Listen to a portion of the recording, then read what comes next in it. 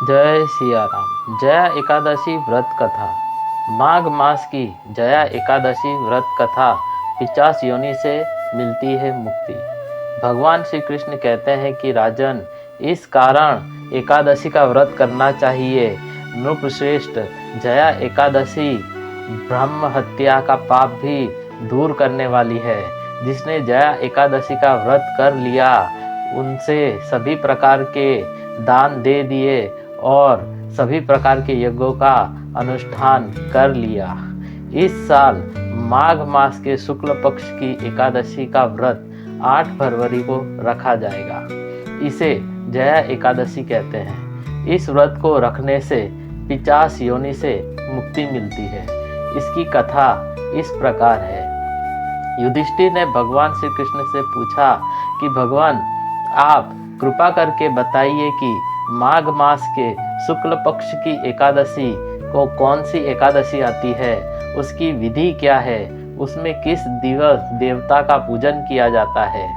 भगवान श्री कृष्ण बोले, हे राजेंद्र, माघ मास के शुक्ल पक्ष में जो एकादशी आती है उसका नाम जया एकादशी है। यह सभी पापों को हरने वाली उत्तम तिथि है।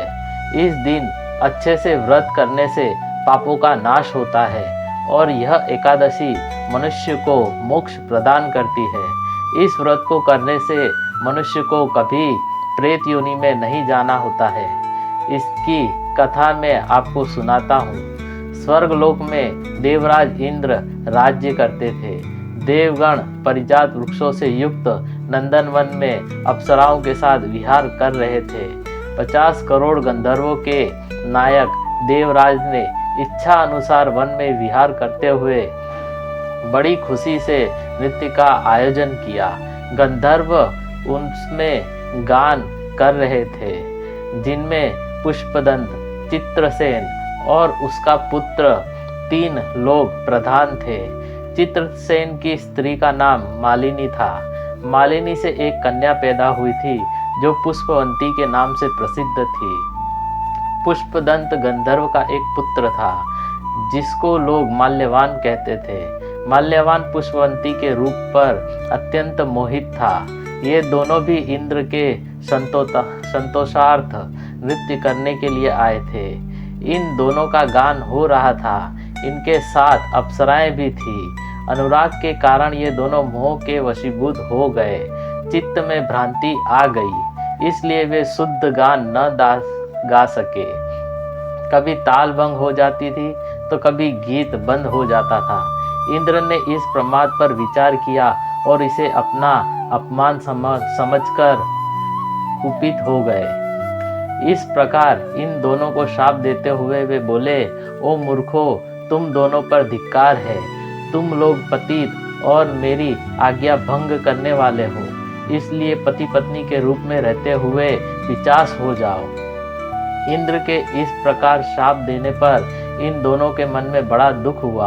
वे हिमालय पर्वत पर चले गए और पिशाच योनि को पाकर भयंकर दुख भोगने लगे। शारीरिक पातक से उत्पन्न ताप से पीड़ित होकर दोनों ही पर्वत की कंदराओं में विचरण करते थे। एक दिन पिशाच ने अपनी पत्नी पिशाची से कहा, हमने कौन सा पाप किया जिससे यह पिशाच योनि प्राप्त हुई।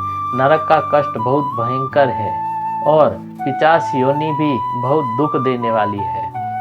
अतः पूर्ण प्रयत्न करके पाप से बचना चाहिए।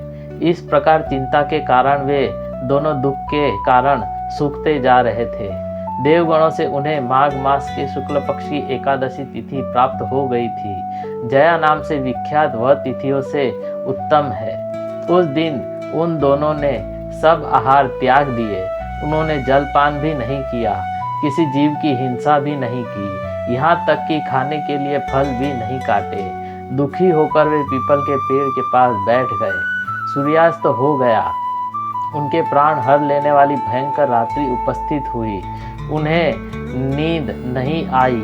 वे रति या और कोई सुख भी न पा सके। सूर्योदय हुआ। द्वादशी का दिन आया। इस प्रकार उस पिशाची दंपति के द्वारा जया के उत्तम व्रत का पालन हो गया। उन्होंने रात में जागरण भी किया। उस व्रत के प्रभाव से तथा भगवान विष्णु की शक्ति से उन दोनों का पिशाच दूर हो गया। पुष्पवंती और माल्यवान अपने पूर्व रूप में आ गए। उनके दिल में वही पुराना स्नेह उमड़ रहा था। उनके शरीर पर पहले जैसे ही अलंकार शोभा पा रहे थे। इन दोनों मनोहर रूप धारण करके विमान में बैठे और स्वर्गलोक में चले गए। वहां देवराज इंद्र के सामने जाकर दोनों ने बड़ी प्रसन्नता के साथ उन्हें प्रणाम किया। उन्हें उस रूप में देखकर इंद्र को बड़ा आश्चर्य हुआ। उन्होंने पूछा, बताओ किस पुण्य के प्रभाव से तुम दोनों को पिशाचत्य दूर हुआ है? तुम मेरे श्राप को प्राप्त हो चुके थे, फिर किस देवता ने तुम्हें इससे छुटकारा दिलाया? माल्यवान बोला, स्वामी, भगवान वासुदेव की कृपा और जया एकादशी के व्रत के प्रभाव से हम पिशाच योनि से मुक्त हुए हैं। भगवान श्री कृष्ण कहते हैं कि राजन, इस कारण एकादशी का व्रत करना चाहिए। नृपश्रेष्ठ, जया एकादशी ब्रह्म हत्या का भी पाप दूर करने वाली है। जिसने जया एकादशी व्रत कर लिया, उसने सभी प्रकार के दान दे दिए और सभी प्रकार के यज्ञों का अनुष्ठान कर लिया। इस महात्म्य के पढ़ने और सुनने से अग्नि दोष यज्ञ का फल भी मिलता है। जय सिया राम।